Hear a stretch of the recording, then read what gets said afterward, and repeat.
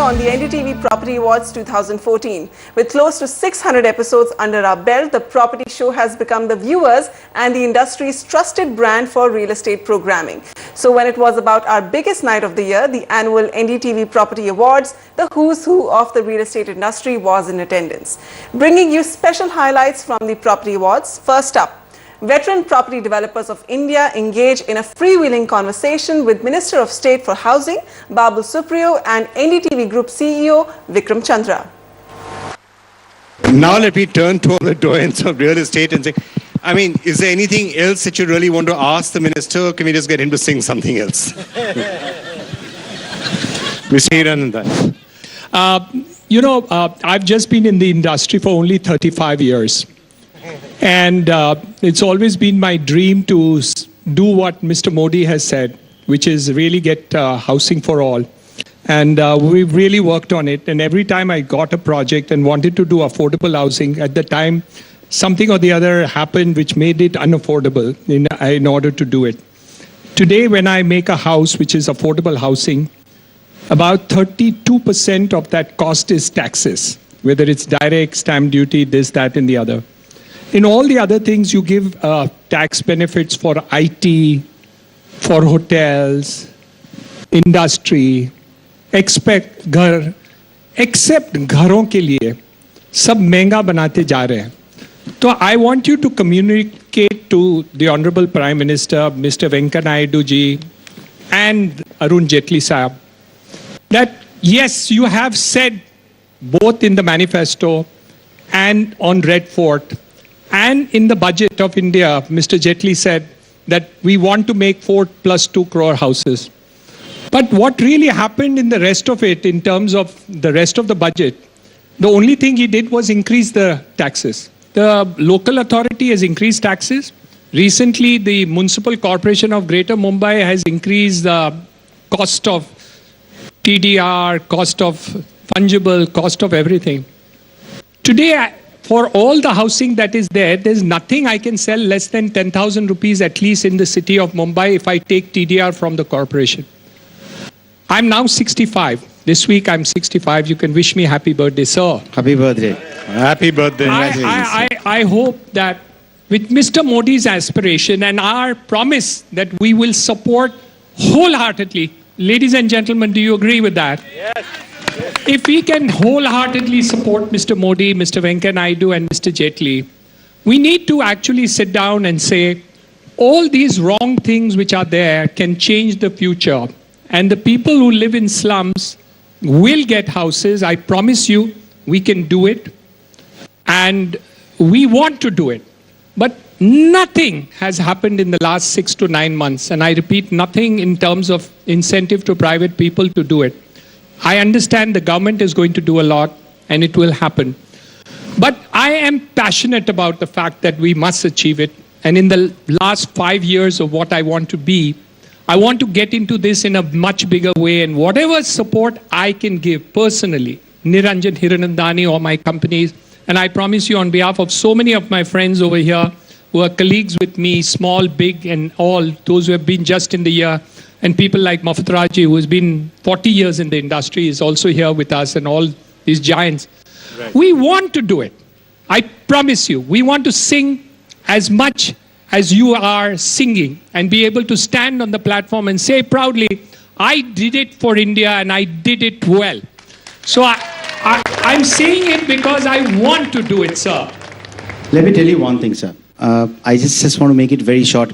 My housing secretary, my urban development secretary, they have given me large printouts wherein I can explain what the government is doing towards the housing sector. But I don't want to read out anything out of those papers. This is just the first budget, and there are going to be several more to come. And I think that when we are talking about affordable housing and housing for all by 2022, I mean, you are the people who make the houses. So if we want you to go back to your house with a smiling face, paying lesser taxes or getting relaxation in TDR and FCR and FSI and all of that. So we will try to make things easier, because if we have to give housing for all, then apart from looking at the economically weaker section, we also have to look at the other section of the society. And as you said, the poor man pays more than the rich. That's a serious thing. I think we would love to sit down with you and discuss that. I'm just a little concerned though, sir.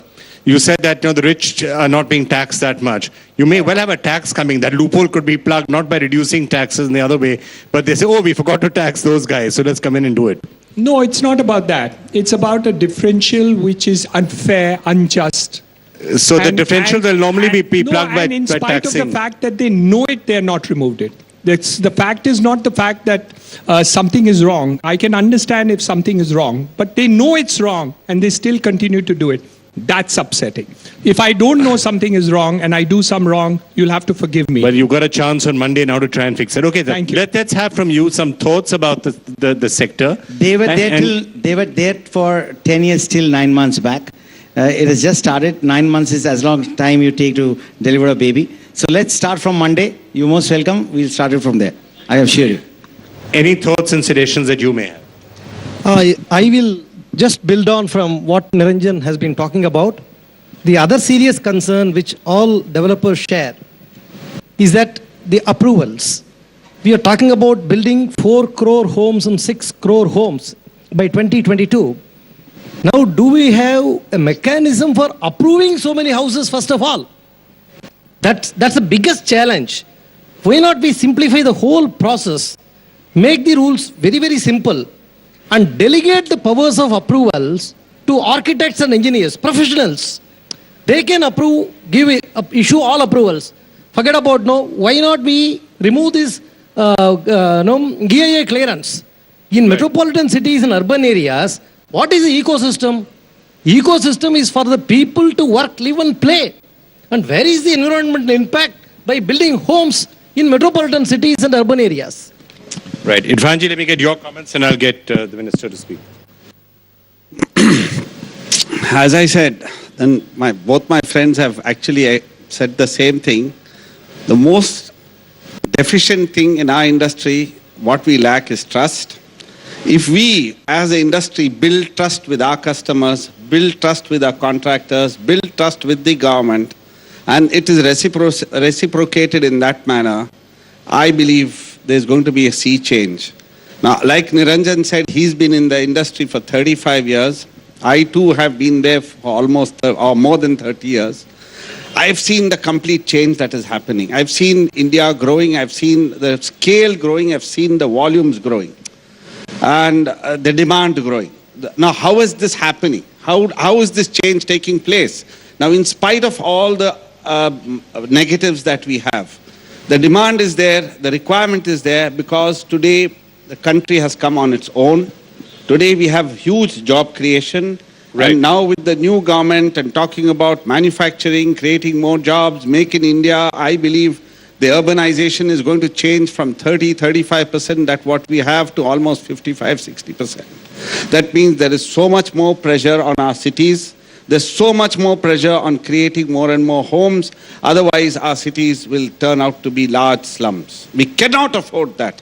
We have to see and work together with the government, with whoever else that we have to interact with, to see. My dream is to have an India where everybody has a roof on their own, a pakka roof, and with good sanitary conditions with running water. Correct. Because if you have that, your work culture changes, your entire aspirational level changes. And this is possible, it is not impossible.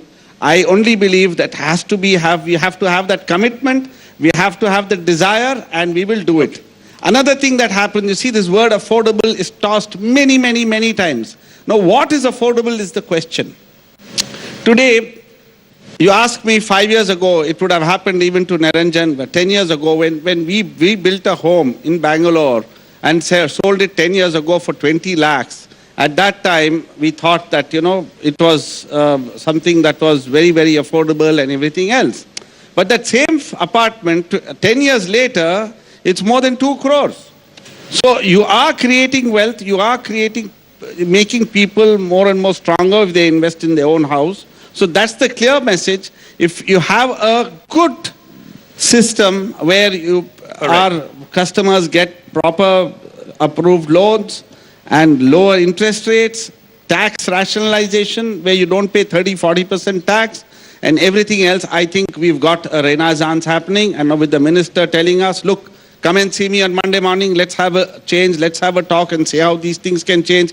I'll say, look, we are sincere. The entire fraternity is sincere.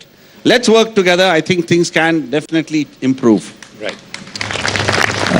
One thing is that, since I am very new to politics and it's just that I'm a minister for the last 3 months. So what I have realized is that, having done so many meetings with the Prime Minister, what I understand is that the first thing that he is looking at is to make the system easier. There is a way in which India has functioned. The bureaucracy has functioned for so many years. And as I said, builders and politicians, they have become bad words, and they are not probably dealt with the respect given the contribution that they do to the society. So I can tell you one thing, that our Prime Minister really believes in in single window concepts. In single window concepts where a consumer goes to one single window and several, because the government departments, see, I will take a little extra minute, because that will come out of my speech, which I'm not going to deliver. I'm telling you, that you've got 5 minutes from out of that, because I really want this gentleman... But we do want you to deliver a little part of your speech anyway. I am already saying from the heart what I really need to say and convey. It's really great to hear all of you. And as I'm saying that, we are really trying hard to turn the red tape into the red carpet. I don't know how long that is possible. Why? I don't know how that is possible, but I know that is possible. And we are building the platform on which such a dream can be really dreamt. So we will turn the red tape into the red carpet. It will take us a little of time, but we really need legendary people from industries to actually come and express themselves. I don't want to come here and deliver a speech that was given to me just to let the industry know what we are doing. I would rather want to know what we are doing is already something that you know, even probably more than me. You've gone into more details. But if you fix up an appointment, I will make sure that even Jayant Sinha, the MOS from the Finance Department, is sitting with us and listens, at least gives you a good ear to everything that you have to say. And I promise you that is going to happen next week. That's all I can do. Well, that's really fantastic to hear. Thank you all so much for joining us.